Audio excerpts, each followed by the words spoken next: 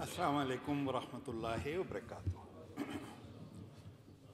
الحمدللہ رب العالمین والصلاة والسلام علی خاتم النبیین، اما بعد فاعوذ باللہ من الشیطان الرجیم، بسم اللہ الرحمن الرحیم۔ الحمدللہ رب العالمین الرحمن الرحیم مالک یوم الدین۔ وقال اللہ تعالی یوم یجمعکم لیوم الجمع ذالک یوم التغابن۔ وقال اللہ تعالی ان اللہ یأمرکم بالعدل والإحسان وإیتاء ذی القربى وینہی عن الفحشاء والمنکر۔ وقال اللہ تعالی لقد ارسلنا رسلنا بالبینات وانزلنا معهم الکتاب والمیزان لیقوم الناس بالقسط۔ وقال اللہ تعالی ومن لم یحکم بما انزل اللہ فاولئک هم الظالمون۔ صدق اللہ العظیم۔ رب اشرح لی صدری ویسر لی امری واحلل عقدۃ من لسانی یفقہوا قولی۔ اللہم ارنا الحق حقا وارزقنا اتباعہ وارنا الباطل باطلا وارزقنا اجتنابہ۔ اما بعد، محترم بحر اللہ صاحب امیر جماعت اسلامی ضلع پشاور، محترم ہدایت اللہ صاحب قیم ضلع، محترم عبدالاکبر چترالی صاحب، محترم شبیر احمد خان صاحب، محترم ڈاکٹر اقبال خلیل صاحب بھی بیٹھے ہیں، اور میرے قابل احترام بزرگوں، قابل احترام علماء کرام اور عزیز نوجوان دوستوں، ایک لمبے عرصے بعد، یا یہ کہ بحر اللہ صاحب کی عمارت سنبھالنے کے بعد یہ تربیتی اجتماع عام پہلا ہو رہا ہے، اور تربیتی اجتماع عام سن کر انسان کے ذہن میں خیال ہوتا ہے اس اجتماع کا، جماعت اسلامی ایک سیاسی پارٹی بھی ہے، اس اجتماع کا حکومت سے، سیاست سے، الیکشن سے کوئی تعلق نہیں ہے۔ حالانکہ جماعت اسلامی جن بنیادوں پر کھڑی ہے، انہی بنیادوں پر جماعت اسلامی عمارت تعمیر کرے گی، حکومت کی، اقامت دین کی، اور یہ جو عدل اس وقت موضوع ہے اس کی۔ یہ جو باقی پارٹیاں ہیں، حکومت میں رہے ہیں، کوئی 2/3 اکثریت لی کسی نے بھاری اکثریت لی، کوئی آدھی اکثریت لے کر آ گیا۔ بعض پارٹیوں میں ہمارے لوگ بھی شامل ہیں، سابقین جماعت، سابقین جمعیت، وزراء بھی موجود ہیں، لیکن وہ کر کچھ نہیں پا رہے۔ یہ جو قیام عدل وہی نہیں ہو پا رہا۔ اس کا مطلب کیا ہے؟ جیت برائے جیت اس سے قوم کا مسئلہ حل نہیں ہو رہا۔ صرف ہم اقتدار میں آ جائیں اسی طرز پر جیسے پی ٹی آئی آ گئی، مسلم لیگ آ گئی، پیپلز پارٹی آ گئی، اس سے وہی کچھ ہوگا جو کچھ ہو رہا ہے۔ ایک نئی سوچ، نئے ذہن اور نئی روح کے ساتھ جب تک اقتدار قائم نہیں ہوگا، تب تک قیام عدل نہیں ہو سکتا، تب تک وہ عدل اجتماعیت قائم ہو ہی نہیں سکتا۔ تو اس لیے، اور اس کا گہرا تعلق اس تربیتی اجتماع سے ہے۔ یہاں جو ذہن سازی ہوتی ہے، یہاں جو انسان کا ذہن بنایا جائے گا، اور یہاں دراصل وہ ہاتھ تیار ہو رہے ہیں جو ہاتھ وہ نظام سنبھالیں گے جس کے نتیجے میں عدل اور انصاف قائم ہو سکے۔ بغیر تیاری کے حکومت میں آ گئے، جیسا کہ آ رہے ہیں لوگ، درد بڑھتا گیا جوں دوا کی، اس کا مزداق بن رہے ہیں۔ ہر حکومت آ کر مسائل میں اضافہ کر رہی ہے، بچوں کے قرضوں میں اضافہ کر رہی ہے، ہمارے لوگ بھی اس میں شامل ہیں۔ کوئی کچھ نہیں کر سکتا جب تک کہ ایک پوری نئے سوچ کے ساتھ نظام کو استوار نہ کیا جائے۔ تو اس لیے بڑی خوشی ہے اور قابل مبارکباد ہے کہ یہ اپنے سیشن کا آغاز کہوں میں اس طرح کے پروگرام سے ہوا ہے، اور اس کا گہرا تعلق کم از کم جماعت اسلامی میں. جماعت اسلامی کوئی سیکولر پارٹی نہیں ہے، جماعت اسلامی ایک دینی پارٹی ہے. اور وہ جو علامہ اقبال نے کہا کہ اپنی ملت سے قیاس اقوام مغرب کو نہ کر، خاص ہے ترکیب میں قوم رسول ہاشمی. اس کی اپنی ایک شناخت ہے، اپنے اس کے عروج کے پیمانے ہیں. اس کے عروج اور زوال کے وہ پیمانے نہیں ہیں جو سیکولر پارٹیوں کے ہیں، جو لادین پارٹیوں کے ہیں. اسلامی پارٹی، اسلامی تحریکیں، ان کے اپنے پیمانے ہیں.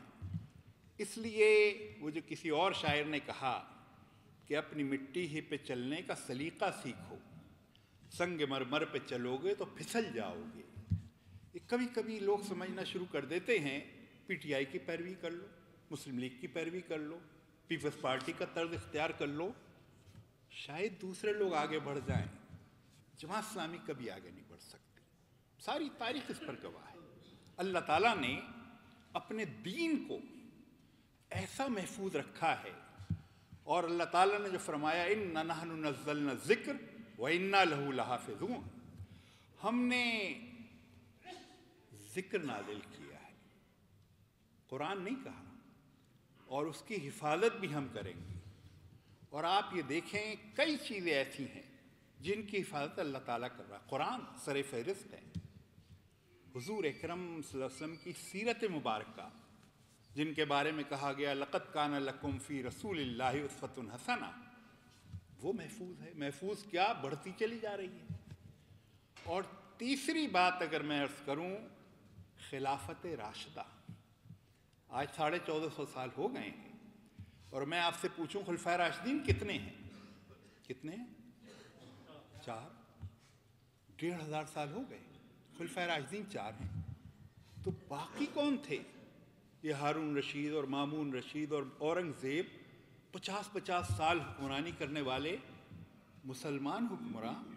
بعض تہجد گزار بھی تھے، نفلی روزے رکھتے تھے، لیکن خلفائے راشدہ 4 ہیں. یہ کیا ہے؟ باقی کیا غیر مسلم تھے؟ نہیں، سب مسلمان تھے. لیکن پیمانے ایسے ستھرے ہیں. یہ تو تربیت اجتماع میں لوگ موجود ہیں. عام سڑک پہ چلتے ہوئے آدمی سے بھی پوچھ لیں تو وہ کہے گا خلفائے راشدین 4 ہیں. تو باقی کہے گا باقی مسلمان حکمران تھے. یہ اسلامی حکومت ہے. یہ خلافت راشدہ اسلامی حکومت ہے. کس قدر ذہن صاف ہے کہ اسلامی حکومت کیا ہوتی ہے اور مسلمانوں کی حکومت کیا ہوتی ہے. یہ اللہ کا اہتمام ہے، یہ کسی بندے کا اہتمام نہیں ہے. بندے تو سارے بادشاہ کوشش کرتے رہے کہ ہر خطبے میں جمعے کے خطبہ سے پڑھوائیں کہ السلطان ذل اللہ فی الارض من اہانہ اہانہ اللہ ومن اکرمہ اکرمہ اللہ. سلطان جو ہے زمین پر اللہ کا سایہ ہے. گویا بادشاہ یہ پڑھواتے تھے کہ میں اللہ کا سایہ ہوں، میری توہین اللہ کی توہین ہو گئی، میری تکریم عزت اللہ کی عزت ہو گئی. لیکن امت مسلمہ ذرہ برابر کنفیوز نہیں ہوئی. اسے پتہ ہے اسلامی حکومت کیا ہے، اسے پتہ ہے مسلمان حکومتیں کیا ہیں. آج بھی 60 کے قریب اسلامی ملک کہلاتے ہیں. پوچھو یہ کیا ہے؟ سعودی عرب بھی شامل ہے، جہاں پر خانہ کعبہ ہے، روضہ رسول صلی اللہ علیہ وسلم ہے. لیکن لوگ کیا کہتے ہیں؟ جبر ہے جی، بادشاہت ہے، اسلامی حکومت نہیں ہے. یہ اللہ کا اہتمام ہے. اللہ تعالیٰ نے اس کا ذمہ لیا ہے کہ وہ اپنے دین کو کنفیوز نہیں ہونے دے گا. اس لیے جماعت اسلامی نصب العینی یہ رکھتی ہے اقامت دین کے ذریعے رضا الہی کا حصول. اور اقامت دین کی تشریح میں دستور میں لکھا ہوا ہے حاکمیت الہیہ، اسلامی نظام، یا میں کہوں خلافت راشدہ.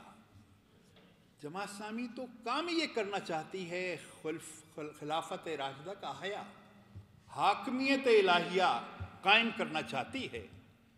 یہ اگر اپنا موازنہ شروع کر دیں گے پی ٹی آئی سے، مسلم لیگ سے، پیپلز پارٹی سے، اس کے پیروکار بننے کی کوشش کریں گے، تو اللہ تعالیٰ بھی اس کو کیسے دیکھتا ہوگا؟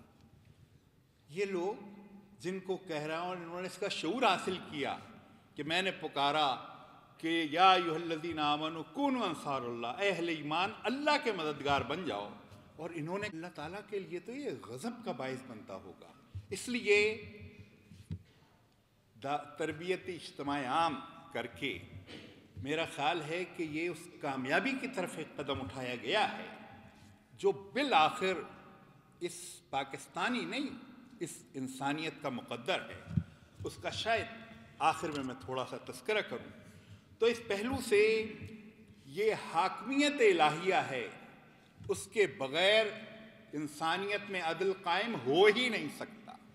یہ جو اللہ تعالیٰ نے فرما دیا وَمَن لَّمْ يَحْكُم بِمَا أَنزَلَ اللَّهُ فَأُولَٰئِكَ هُمُ الظَّالِمُونَ، اللہ کے نازل کردہ احکامات سے ہٹ کر فیصلے ہوں گے، اس میں ظلم ہوگا۔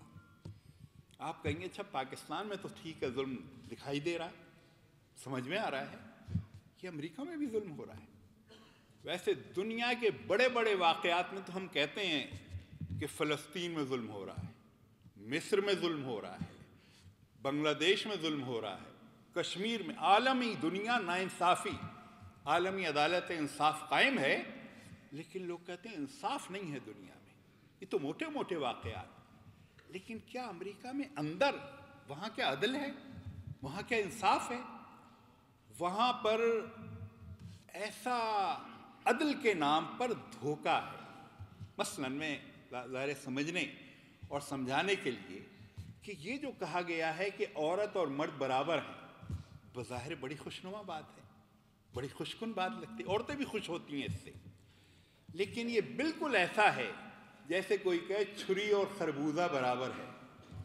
چھری اور خربوزہ برابر کر دیا جائے پھر کیا ہوگا؟ ہمیشہ خربوزہ نقصان میں رہے گا، چاہے چھری خربوزے پہ گرے یا خربوزہ چھری پہ گرے، ہمیشہ خربوزہ۔ یہی معاملہ عورت کا ہو گیا ہے کہ اس کو کہہ تو دیا گیا تم اور مرد برابر ہو، نقصان کس کا ہو رہا ہے؟ عورت کا نقصان ہو رہا ہے۔ یعنی اس کے لیے تفصیل میں نہیں جاتا، صرف ایک مثلا امریکہ میں قانون یہ ہے کہ عورت اور مرد اگر 6 مہینے ساتھ رہیں اور اس کے اندر بچے پیدا ہونے کی نوبت آ جائے تو اس کی ذمہ داری کس پر ہوگی؟ یعنی 6 مہینے سے کم میں اگر یہ ہو جائے تو عورت ذمہ دار ہوگی، 6 مہینے کے بعد ہو تو مرد بھی شریک ہے۔ تو یہ کس کے حق میں ہے؟ یہ مردوں کے مزے کر دیے ہیں، 6 مہینے اس کے ساتھ رہے، 6 مہینے اس کے ساتھ، 6 مہینے مرد تو ذمہ داری نہیں ہے، قانون ہے یہ۔ وَمَن لَّمْ يَحْكُم بِمَا أَنزَلَ اللَّهُ فَأُولَٰئِكَ هُمُ الظَّالِمُونَ۔ یہ تو میں نے ایک مثال دی ہے، میں ابھی باقی کا موقع اور وقت نہیں ہے، تو اس لیے دنیا میں عدل قائم ہو ہی نہیں سکتا جب تک کہ یہ جو جماعت اسلامی کا نصبالعین ہے اقامت دین نہ ہو جائے، حاکمیت الہیہ قائم نہ ہو جائے، اسلامی نظام قائم نہ ہو جائے، عدل قائم ہو نہیں سکتا۔ اور عادل اصل میں کون ہے؟ عادل اصل میں اللہ تعالیٰ نے جو اپنا آغاز میں ہی تعارف قرآن میں فرمایا، مالک یوم الدین، یوم انصاف کے دن کا مالک ہے، روز جزا کا مالک ہے۔ اور وہ کون سا دن ہوگا؟ فَمَن يَعْمَلْ مِثْقَالَ ذَرَّةٍ خَيْرًا يَرَهُ وَمَن يَعْمَلْ مِثْقَالَ ذَرَّةٍ شَرًّا يَرَهُ، ایسا انصاف۔ اور اللہ تعالیٰ نے جو فرمایا یوم یجمعکم لیوم الجمع ذالک یوم التغابن، یہ جو تغابن کا ایک لفظ ہے اس میں معنی کے سمندر ہے۔ وہ دن جب اصل انصاف ہوگا، جب کھرا کھوٹا الگ ہو جائے گا، جب دودھ کا دودھ پانی کا پانی ہو جائے گا، جب پتہ چلے گا کون ہارا کون جیتا، جب پتہ چلے گا کون حقدار تھا کون ناحق، یہ اللہ تعالیٰ بالآخر اس کا فیصلہ کرتا ہے۔ اصل منصف اور منصف اعلیٰ اور عادل اعلیٰ وہ تو صرف ایک ذات ہے، اللہ تعالیٰ کی۔ یہ انسان یہ تو اپنی کوششیں کرتا ہے، لیکن اصلاً انصاف وہاں قائم ہوا جب بندوں نے اللہ کی حاکمیت قائم کر دی، اللہ کی حاکمیت اپنی نہیں۔ یہ جو ہم بھی بعض اوقات سمجھتے ہیں کہ وزارت عظمیٰ پر جماعت اسلامی کا امیر بیٹھ جائے تو اسلامی حکومت آ جائے گی۔ وزارت عظمیٰ پر مولانا مودودی رحمۃ اللہ علیہ ہوتے، وہ بھی اگر بیٹھ جاتے، اس سے اسلامی حکومت قائم نہیں ہوگی۔ اسلامی حکومت کس چیز کا نام ہے؟ حضور اکرم صلی اللہ علیہ وسلم آپ نے جو وہ فیصلہ فرمایا، کیا آپ نے فرمایا وہ ایک بڑے خاندان کی خاتون نے چوری کر لی، اور جب اس نے چوری کی تو یہ ذہن تو انسان کا ہمیشہ سے ایک ہی رہے گا۔ اس وقت بعض لوگوں کو خیال آیا اتنے بڑے باپ کی بیٹی، اس کے بھی ہاتھ کاٹے جائیں گے، ظاہر قرآنی سزا ہے، تو یہ تو نہیں ہونا چاہیے۔ سوچا گیا کہ کیسے حضور اکرم صلی اللہ علیہ وسلم تک سفارش پہنچائی جائے، اور بالآخر حضرت اسامہ بن زید رضی اللہ تعالیٰ عنہ، زید بن حارثہ رضی اللہ تعالیٰ عنہ کے صاحبزادے حضور اکرم صلی اللہ علیہ وسلم کو بڑے محبوب تھے، ان کو سوچا گیا کہ ان سے کہلوایا جائے، اور ان سے کہلوایا گیا کہ یہ جو فاطمہ، اس خاتون کا نام بھی فاطمہ تھا، کہ فاطمہ نام کی یہ جو خاتون ہے، اس سے غلطی ہو گئی ہے، اس کا بھی ہاتھ ذرا اس کو درگزر کیا جائے۔ حضور اکرم صلی اللہ علیہ وسلم آپ کا چہرہ انور سرخ ہو گیا، اور آپ نے لوگوں کو جمع کیا، اور پھر فرمایا کہ پچھلی قومیں بھی اس لیے تباہ ہوئیں کہ ان کے چھوٹے جرم کرتے تھے ان کو سزا دے دیتے تھے، ان کے بڑے جرم کرتے تھے ان کو چھوڑ دیتے تھے۔ اور پھر آپ صلی اللہ علیہ وسلم نے کیا فرمایا؟ فرمایا کہ خدا کی قسم، محمد صلی اللہ علیہ وسلم، اس کی بیٹی فاطمہ بھی اگر جرم کرے گی اس کا بھی ہاتھ کاٹا جائے گا۔ لیکن یہ انصاف یہ کیسے قائم ہوا؟ حضور اکرم صلی اللہ علیہ وسلم فرماتے تھے میں تمہارا حکمراں نہیں ہوں۔ حکمراں نہیں ہے تو پھر کیا ہے؟ آپ صلی اللہ علیہ وسلم فرماتے تھے انا قاسم، میں تو تقسیم کرنے والا ہوں۔ جو اللہ تعالیٰ نے وسائل اتارے، جو اللہ تعالیٰ نے نعمتیں اتاری، جو اللہ تعالیٰ کے احکامات و قوانین، ان کو ٹھیک ٹھیک وسائل تقسیم کرنا اور ان ہدایات کو نافذ کرنا۔ حاکم کون ہے؟ ان الحکم الا للہ، حکم تو اللہ تعالیٰ کا ہے۔ وہ جو علامہ اقبال نے کہا کہ سروری زیبا فقط ذات بے ہمتا کو ہے، حکمراں ہے ایک وہی باقی بتان آزری۔ اصل حاکم تو اللہ تعالیٰ کی ذات ہے، اصل حکمراں تو اللہ تعالیٰ ہے۔ حاکمیت الہیہ، یہ جو بادشاہ پڑھواتے تھے السلطان ذل اللہ فی الارض من اہانہ اہانہ اللہ ومن اکرمہ اکرمہ اللہ، کہ زمین پر یہ جو سلطان ہے اللہ کا سایہ ہے، اس کی عزت اللہ کی عزت، اس کی توہین اللہ کی عزت ہو، اللہ کی توہین ہو گئی۔ ایک صدیوں یہ سلسلہ چلتا رہا۔ مولانا مودودی رحمۃ اللہ علیہ، مولانا مودودی رحمۃ اللہ علیہ کا تذکرہ کرتے ہوئے یہ خیال ہوتا ہے کہ ہم تو مولانا مودودی کا تذکرہ بڑی مشکل سے کرتے ہیں۔ کبھی بس اتفاق سے آ جائے، میں اپنا ہی تذکرہ کروں گا، کسی اور کا۔ مولانا مودودی وہ تو ہم اس طرح یاد، یعنی اتنا بھی یاد نہیں رکھتے جتنا پیپلز پارٹی بھٹو کو یاد رکھتی ہے۔ ہم اتنا ہی مولانا مودودی کو یاد نہیں کر رکھتے، اور مولانا مودودی نے صدیوں کا کام کیا ہے۔ مولانا مودودی رحمۃ اللہ علیہ نے اس حدیث کی تشریح کی، اور ایسی تشریح کی کہ مصطفیٰ سبائی عالم عرب کے بڑے عالم ہیں، انہوں نے جب وہ تشریح پڑھی تو انہوں نے کہا کہ جو 4 سطریں مولانا مودودی رحمۃ اللہ علیہ نے اس حدیث کی تشریح میں بیان کی ہیں، یہ بس مجھے دے دیا اور باقی میری ساری کتابیں لے لی جائیں۔ مولانا مودودی نے کیا تشریح کی؟ مولانا مودودی نے فرمایا یہ جو لوگ سمجھتے ہیں کہ السلطان ذل اللہ فی الارض، یہ جو ظالم جابر، یہ جو آپ اپنے حکمرانوں کے نام اس جگہ رکھ لیں، یہ اللہ کا سایہ ہے، اور ان کی توہین اللہ کی توہین ہو گئی، اور ان کی عزت اللہ کی عزت ہو گئی۔ یہ کوئی سمجھ میں آنے والی بات ہے؟ یہ کوئی عقل میں آتی ہے؟ انہوں نے کہا یہ تشریح ٹھیک نہیں ہے۔ ٹھیک تشریح کیا ہے؟ تو انہوں نے فرمایا مولانا نے کہ یہ جو سلطان و ذل اللہ فی الارض، اس سے مراد ہے سلطانیت کا منصب، یہ اللہ کا سایہ ہے۔ خلافت اللہ تعالیٰ نے کہا تھا انی جاعل فی الارض خلیفہ، میں خلیفہ اپنا بنا رہا ہوں۔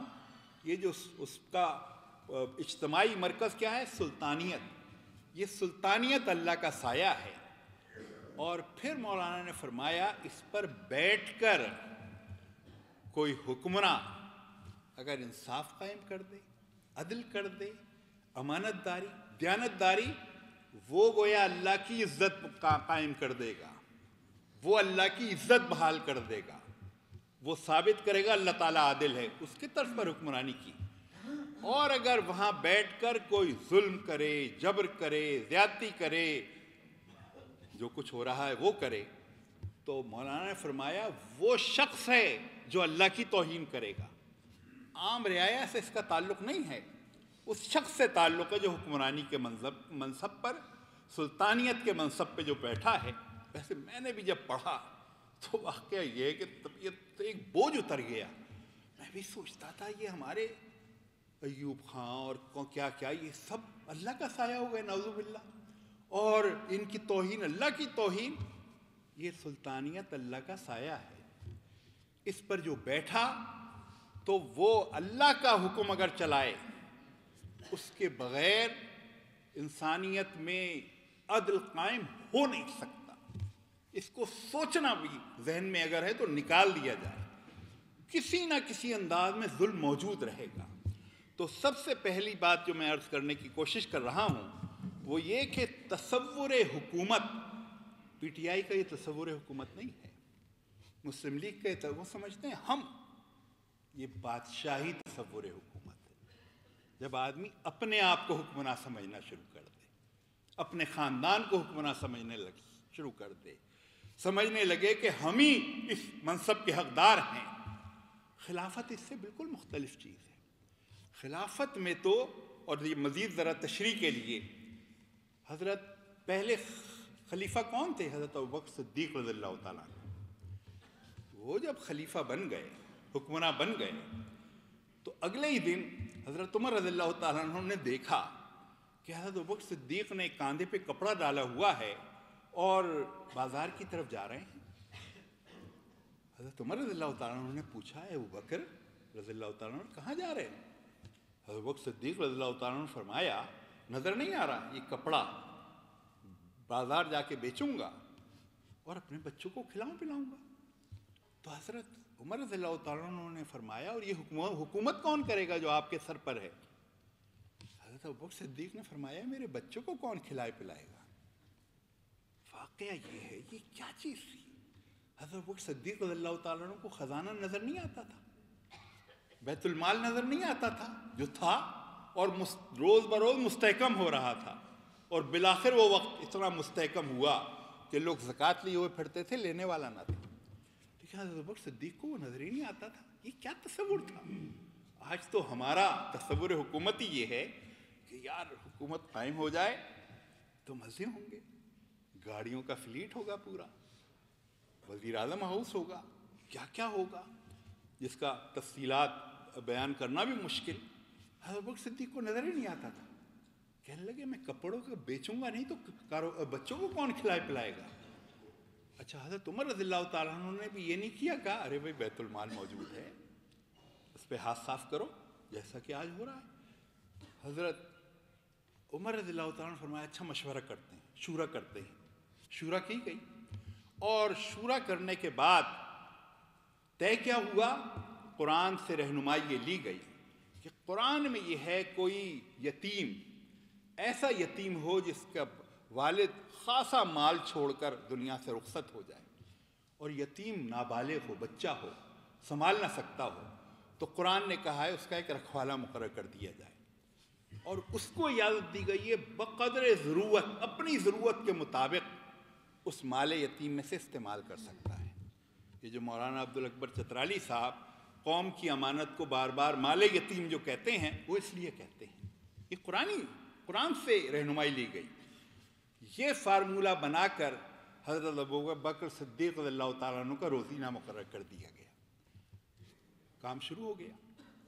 اور پھر چھٹا ساتواں دن گزرا حکمرانی کا تو حضرت ابوبکر صدیق رضی اللہ تعالیٰ عنہ روز ہی کھانے پر آتے ہوں گے دسترخوان، لیکن چھٹے دن آئے تو انہوں نے دیکھا آج دسترخوان پہ میٹھا بھی ہے، حلوہ بھی ہے۔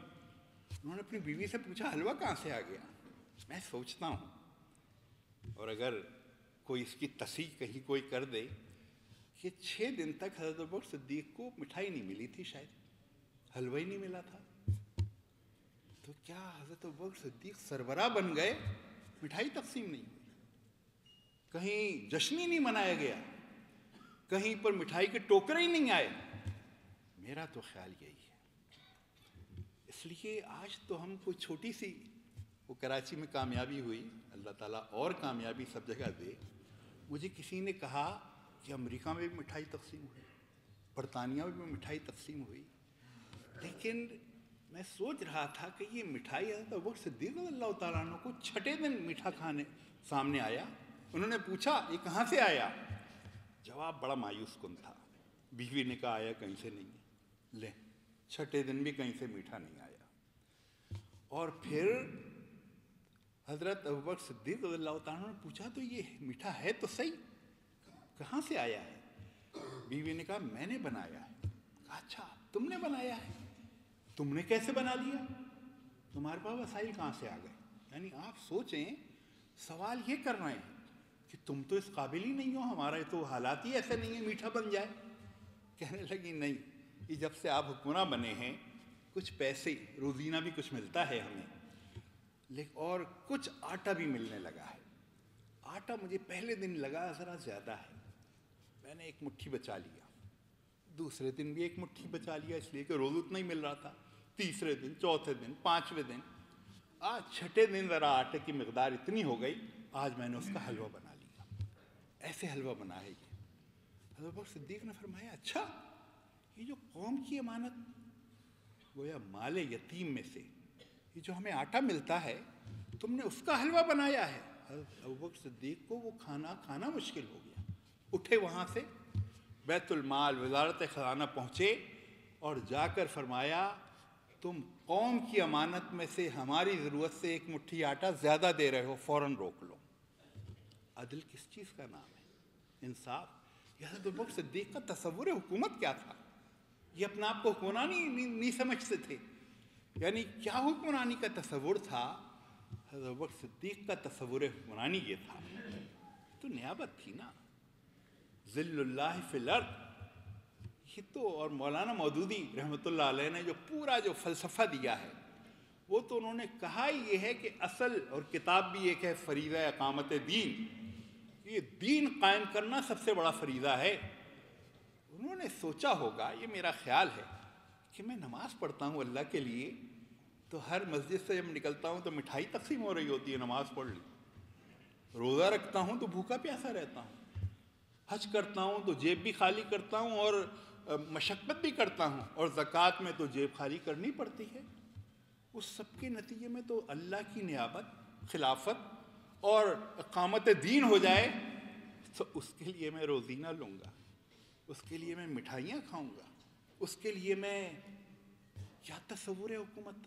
اور یہی وجہ ہے کہ حضرت ابوبکر صدیق رضی اللہ تعالیٰ عنہ جب ایمان لائے تو خاصے دولت مند تھے، اس وقت کے سرمایہ دار تھے، اور جب سربراہ بھی بن گئے، لوگ آج کل کرتے ہیں نا کہ کینڈیڈیٹ بننے کے لیے اور اسمبلی میں انویسٹ کرتے ہیں تاکہ ایک مرتبہ جب اسمبلی کے ممبر بن جائیں تو پھر وصول کر لیں گے سود کے ساتھ۔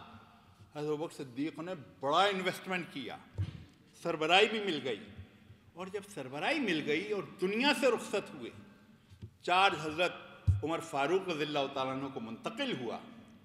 حضرت عمر فاروق جب وزیر اعظم ہاؤس کہوں اگر وہاں پہنچے تو نظر ڈالی اور رونے لگے، کہنے لگے اے ابو بکر تم حکمراں تھے، یہ ٹوٹی پھوٹی چارپائی، ٹوٹے پھوٹے برتن، پھٹے پرانے کپڑے، تم حکمراں تھے۔ اور پھر حضرت عمر نے فرمایا کہ ابو بکر تم نے آنے والوں کے لیے بڑی مشکل کر دی۔ یہ وہ تھے جو ابتداءً سرمایہ دار تھے، پھر سربراہی بھی مل گئی، اور سربراہی ملنے کے بعد بھی جیب خالی رہی۔ کچھ سمجھ میں آ رہا ہے یہ کیا ایسے لوگ انصاف کریں گے جو اپنی حکومت سمجھیں۔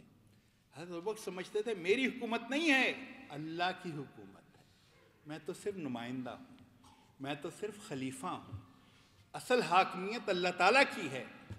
اس کے بغیر، اس تصور کے بغیر دنیا میں عدل قائم ہو نہیں سکتا۔ امریکی عورت روزانہ ہر منٹ پر 25 عورتوں کی عزت لٹتی ہے۔ یہ وہاں کا نظام، وہاں کی ساری ٹیکنالوجی، وہاں کی فوج پولیس عورت کی عزت کی نہیں بچا سکتی۔ بڑا عدل، ہم بھی غلط فہمی کا شکار رہتے ہیں، بچائیں نا عورت کی عزت، بچا ہی نہیں سکتے۔ اس لیے کہ جو پورا نظام، انسانوں کا نظام، یہ کبھی عدل قائم کر ہی نہیں سکتا۔ عدل قائم صرف اسی وقت ہوگا جب حاکمیت الہیہ قائم ہوگی۔ لیکن پھر آپ کہیں گے کہ یہ عدل کا نظام تو قائم ہو ہی نہیں سکتا۔ یہ عدل کا نظام تو قائم ہوگا۔ یہ تو میں نے اس موضوع کا مختصر سا تعارف کیا ہے کہ اصل عدل اللہ کرتا ہے، اور اللہ کا سایہ اور اللہ کی خلافت اور اللہ کی نیابت اور حاکمیت الہیہ جب تک قائم نہیں ہوگی عدل قائم ہو نہیں سکتا۔ لیکن پھر کوئی یہ سوال کرے لیکن یہ عدل قائم اب کیسے ہوگا؟ یہ تو خواب ہے، یہ تو خیال ہے۔ یہ خواب اور خیال نہیں، یہ عدل قائم ہونا ہے، اور جس کے ذہن میں یہ ہو یہ حق ہے، اس کو قائم کرنا ہے، وہ کبھی مایوس نہیں ہوتا۔ یہ جو آج ہماری کیفیت ہے کہ ذرا کہیں سیٹ ہار گئے تو منہ لٹک گئے، اور کراچی میں جیت گئے تو جشن مٹھائیاں، یہ فلسطینی کیوں مایوس نہیں ہوتے؟ روز ہارتے ہیں، پرسوں بھی 10 شہید ہوئے ہیں، اسرائیل نے بمبارڈمنٹ کی ہے، منہ لٹکا کے بیٹھ جائیں؟ کیوں نہیں منہ لٹکتے ان کے؟ کیوں وہ مایوس نہیں ہوتے؟ کیوں پجمردہ نہیں ہوتے؟ یہ نغمہ فصل گلو لالا کا نہیں پابند، بہار ہو کے خزاں لا الہ الا اللہ۔ یہ لا الہ الا اللہ فتح اور شکست سے اوپر ایک چیز ہے۔ اصل وابستگی اس سے اگر ہے تو آدمی بے نیاز ہوتا ہے، دو عالم سے کرتی ہے بیگانہ دل کو۔ عجب چیز ہے لذت آشنائی، یہ غازی یہ تیرے پراسرار بندے، جنہیں تو نے بخشا ہے ذوق خدائی۔ یہ ذوق خدائی دو عالم سے بیگانہ کرتی ہے۔ ایسے ہی لوگوں کو اللہ تعالیٰ اٹھاتا ہے۔ تو میں عرض کر رہا تھا یہ بالآخر یہ عدل کا نظام قائم ہونا ہے، اور یہ میں نہیں کہہ رہا، یہ سرکار دو عالم صلی اللہ علیہ وسلم نے فرمایا ہے۔ حضور اکرم صلی اللہ علیہ وسلم، اس سلسلے کی 2 احادیث بیان کر کے اور وقت ہی ختم ہو جائے گا۔ حضور اکرم صلی اللہ علیہ وسلم نے فرمایا یہ میرا دور ہے، دور نبوت، کچھ عرصے رہے گا، ختم ہو جائے گا۔ پھر آپ صلی اللہ علیہ وسلم نے فرمایا پھر خلافت علی منہاج نبوہ قائم ہوگی، نبوت کے طریقے کی خلافت، نبوت کے طریقے کی بادشاہتیں نہیں، حکمرانیاں نہیں، خلافت۔ آپ نے فرمایا نبوت کے طریقے کی خلافت قائم ہوگی، وہ بھی کچھ عرصے رہے گی، وہ بھی ختم ہو جائے گی۔ پھر آپ صلی اللہ علیہ وسلم نے فرمایا پھر بادشاہتیں ہوں گی، بادشاہتیں۔ میں نے ابھی عرض کیا نا، تہجد گزار، خانہ کعبہ میں نماز پڑھنے والے، خانہ کعبہ کے دروازے کھولنے والے بادشاہ تھے۔ یہ جو خانہ کعبہ کے داخل اور چھت پہ نماز، اس سے کوئی تعلق نہیں ہے کہ حکمراں بھی بہت۔ عادل حکمراں کے بارے میں کیا ہے؟ عرش الہی کے سائے میں ہوگا۔ تو اس لیے حضور صلی اللہ علیہ وسلم نے فرمایا پھر بادشاہتیں ہوں گی، وہ بھی کچھ عرصے رہیں گی، ختم ہو جائیں گی۔ پھر آپ صلی اللہ علیہ وسلم نے فرمایا اس کے بعد جبر ہوگا، یہ جو آج آپ دور گزار رہے ہیں، مصر کا جبر، فلسطین کا جبر، بنگلہ دیش کا جبر، کشمیر میں جبر، ہندوستان میں جبر، اور پاکستان میں بھی ایک خاص طرح کا جبر۔ یہ تو اپنے اور پرائے ہر جگہ جبر کا ایک نظام ہے۔ اور آپ یہ جو ترکی، یہاں پہ مساجد کو تالے تھے کچھ عرصے پہلے، اذانوں پہ پابندی تھی، آپ صلی اللہ علیہ وسلم نے فرمایا یہ جبر بھی بالآخر جائے گا۔ ترکی سے گیا، مساجد کھل گئیں، اذانوں کی آواز بلند ہو رہی ہے، حجاب پہ سے پابندی ہٹی ہے، اور ابھی تک قانون نہیں بنا، اب قانون پیش کر رہے ہیں کہ قانوناً بھی حجاب پہ سے پابندی ہٹا دی جائے۔ یہ جبر حضور صلی اللہ علیہ وسلم نے فرمایا ٹلے گا، افغانستان سے یہ جبر ٹلا۔ آپ صلی اللہ علیہ وسلم نے فرمایا یہ جبر کا دور جب چلا جائے گا پھر کیا ہوگا؟ پھر آپ صلی اللہ علیہ وسلم نے فرمایا پھر سے خلافت علی منہاج نبوہ قائم ہوگی. یہ جو تربیتی اجتماع آپ لوگوں نے شروع کیا ہے یہ شاید اسی سلسلے کی کڑی ہے. خلافت علی منہاج نبوہ جو قائم ہونی ہے اس کی جانب قدم ہے. لیکن پھر آپ سوچیں گے اچھا اس کے لیے بڑا لمبا وقت ہے. لمبا وقت بھی نہیں ہے. یہ بھی حضور صلی اللہ علیہ وسلم نے فرمایا. آپ صلی اللہ علیہ وسلم نے فرمایا کہ جب یہ حدیث پڑھی تو میں تو اچھل پڑا, سمجھ میں ہی نہیں آیا.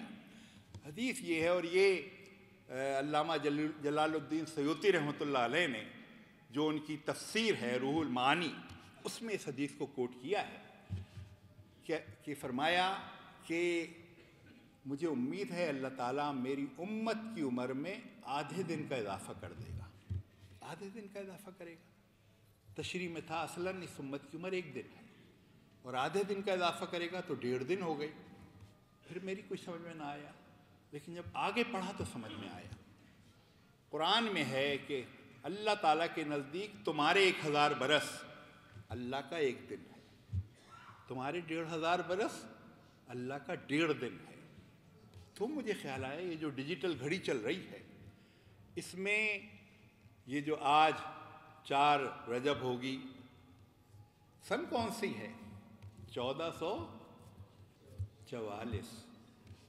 1500 ہونے میں کتنا وقت رہ گیا ہے؟ 56 سال. آپ سمجھ رہے ہیں؟ اور یہ وہ موقع ہے جب امت مسلمہ کے پاس 60 سے 65% نوجوان ہیں. کسی کے پاس نوجوان نہیں, امت مسلمہ کے پاس ہیں. اور یہ 40-50 برس سے زیادہ یہ کیفیت نہیں رہے گی, پھر نوجوان گھٹ جائیں گے. اگلے 40-50 برس فیصلہ کن ہیں, اور اس سارے عرصے میں ہم نے کوشش کی اور جد و جہد کی, وہ تو ہونا ہے. جو ہونا ہے اس میں اپنا حصہ ہم لگا لیں. اپنی جوانیوں کو میں جوانوں سے کہہ رہا ہوں, اس سے نادر موقع اور کچھ نہیں. فضائے بدر پیدا کر, فرشتے تیری نصرت کو اتر سکتے ہیں گردوں سے, قطار اندر قطار ربی. اور میری دعا ہے کہ اللہ تعالیٰ اس پروگرام کو باعث خیر, باعث برکت اور پشاور نہ صرف پشاور ضلع کی تقویت کا باعث بنائے بلکہ سارے کے پی اور سارے جماعت. اور یہ بھی میں عرض کر دوں, پشاور میں اگر ہم جیت جائیں کراچی میں جیتنے سے 100 گنا زیادہ اس کے اثرات ہوں گے. کراچی میں جیتنے کے اتنے اثرات نہیں ہوتے ملک پہ جو یہاں جیتنے کے ہوں گے. اللہ تعالیٰ پشاور جماعت سے وہ کام لے لے. وآخر دعوانا